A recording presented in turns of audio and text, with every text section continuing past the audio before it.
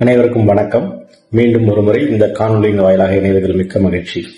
நீங்க எல்லாரும் வேர்ஹவுஸ்ல ஒர்க் பண்ணிட்டு இருக்கீங்க. இந்த வேர்ஹவுஸ் அப்படிங்கிறது சப்ளை செயின் அப்படிங்கிற இண்டஸ்ட்ரியில வேர்ஹவுஸ், லாஜிஸ்டிக்ஸ் எல்லாமே அதுக்கு கீழே வரக்கூடியது.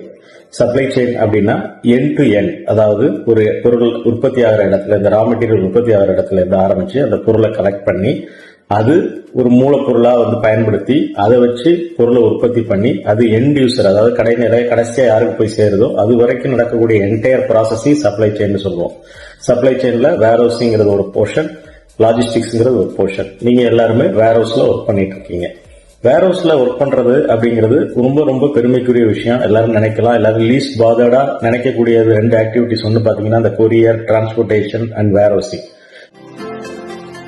பட் இன்ஃபேக்ட் உலகத்திலேயே 3 இண்டஸ்ட்ரீஸ் அழிவில்லாத இண்டஸ்ட்ரீஸ். இது பலமுறை நான் நிறைய அக்கேஷன்ஸ்ல உங்க டீம்ல சில பேருக்கு நான் சொல்லியிருக்கேன். ஒன்னு பாத்தீங்கன்னா ஃபார்மா இண்டஸ்ட்ரி, ரெண்டாவது ஃபுட் இண்டஸ்ட்ரி, மூணாவது சப்ளை செயின் இண்டஸ்ட்ரி. இந்த மூணுத்துக்குமே என்னைக்குமே தேவை இருந்துகிட்டே இருக்கும். இதற்கு அழிவே கிடையாது.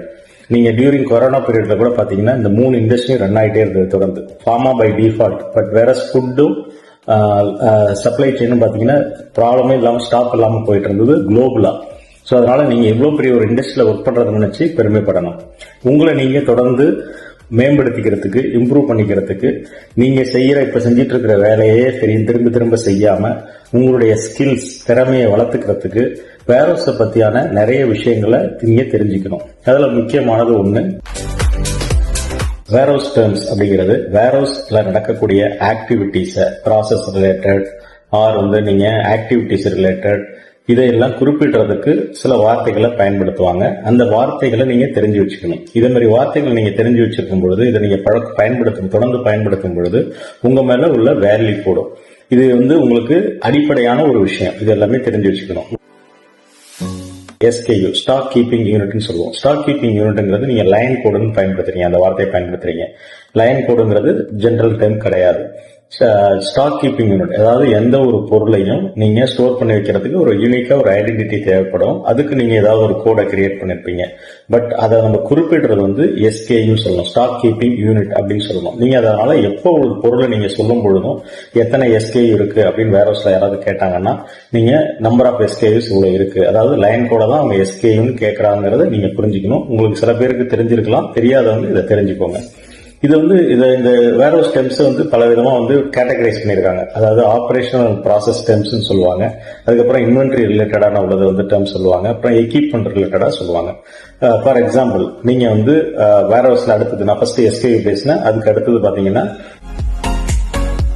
ஒவ்வொரு ஆக்டிவிட்டிக்கும் பொருள் புட்டவேன்னு சொல்லி ஒரு வார்த்தை இருக்கு. புட்டவே அப்படிங்கிறது என்னன்னா, பொருள் ரிசீவ் பண்ண பொருளை நம்ம ப்ராசஸ் பண்ணி பின் பண்றதுக்கு முன்னாடி ஒரு இடத்துல ஸ்டேஜ் பண்ணி வைப்போம். அதுக்கு பேரு புட்டவே அப்படின்னு பேரு. சோ புட்டவே அப்படிங்கறத யாராவது பயன்படுத்தும் பொழுது நமக்கு என்னன்னு இதை தெரிஞ்சு வச்சுக்கணும். இது அடுத்தது பாத்தீங்கன்னா ஒரு எக்யூப்மெண்ட்ல ஒரு எக்ஸாம்பிள் நான் சொல்றேன். எக்யூப்மெண்ட்ல HPT அப்படின்னு சொல்லுவோம், ஹேண்ட் பேலட் ட்ரக். நிறைய இடத்துல நம்ம வேர்ஹவுஸ்ல அதை ஜாக்கின்னு சொல்றாங்க. ஜாக்கின்னு சொல்லக்கூடாது, ஜாக்கி கிடையாது. ஜாக்கிங்கிறது நம்ம எதுக்கு பயன்படுத்துறது, ஒரு பொருளை லிஃப்ட் பண்றதுக்காக. கார்ல நம்ம ஃபார் எக்ஸாம்பிள் பஞ்சர் ஆயிடுச்சுன்னா நம்ம பயன்படுத்துறது ஜாக்கின்னு சொல்லுவோம். இதை பொறுத்த வரைக்கும் ஹேண்ட் பேலட் ட்ரக்னு சொல்லுவோம்.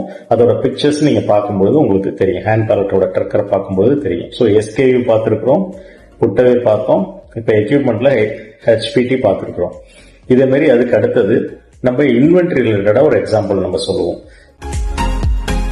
சைக்கிள் கவுண்ட் அப்படின்னு சொல்லுவோம். சைக்கிள் கவுண்ட்னா நிறைய பேருக்கு தெரியாது. சைக்கிள் கவுண்ட் அப்படிங்கிறது ஒரு நம்மளுடைய வேர்ஹவுஸ்ல இருக்கிற SKU-வை கேட்டகரைஸ் பண்ணணும். கேட்டகரைஸ் பண்றது அப்படிங்கிறது ABC அப்படின்னு சொல்லுவாங்க. ABC கேட்டகரைசேஷன் 2 விதமா நடக்கும்.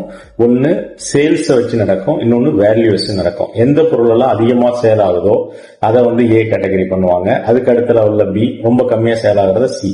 இல்ல அப்படின்னா எந்த பொருள் எல்லாம் வேல்யூ ஜாஸ்தியோ அதெல்லாம் A, அதுக்கப்புறம் B, அதுக்கப்புறம் C. இது 2 விதமா இண்டஸ்ட்ரி டு இண்டஸ்ட்ரி மாறும்.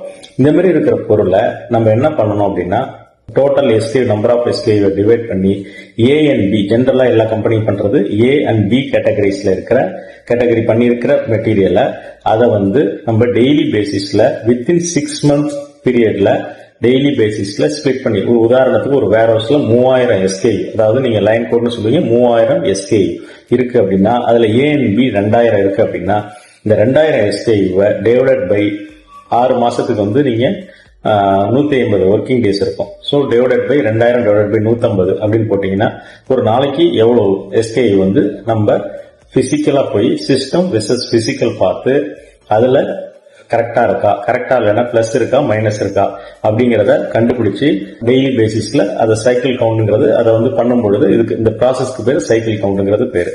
ஸோ ஏபிசி கேட்டகரைஸ் பண்ண எஸ்கேயூவை பிசிக்கலா சிஸ்டம் வெர்சஸ் பிசிக்கல் செக் பண்ணி அதை கவுண்ட் பண்ணி அதோட வேரியேஷனை ரெக்கார்ட் பண்றதுக்கு பேர் வந்து சைக்கிள் கவுண்ட். இதுல இன்வென்ட்ரியோட ஒரு போர்ஷன் இந்த போர்ஷன். சோ இது வந்து நம்ம இதுக்கு முன்னாடி என்ன பார்த்தோம், எஸ்கே பார்த்தோம், அதுக்கு அடுத்தது புட்டவே பார்த்தோம், அதுக்கப்புறம் ஹெச்பிடிங்கிறத பார்த்தோம், சைக்கிள் கவுண்ட் பார்த்துருக்கோம். தொடர்ந்து இதை மாதிரியான வந்து வேர் ஹவுஸ் டெர்ம்ஸ் நான் உங்களுக்கு அடுத்த வர்ற காணொலியில சொல்லிக் கொடுக்குறேன். மிக்க நன்றி.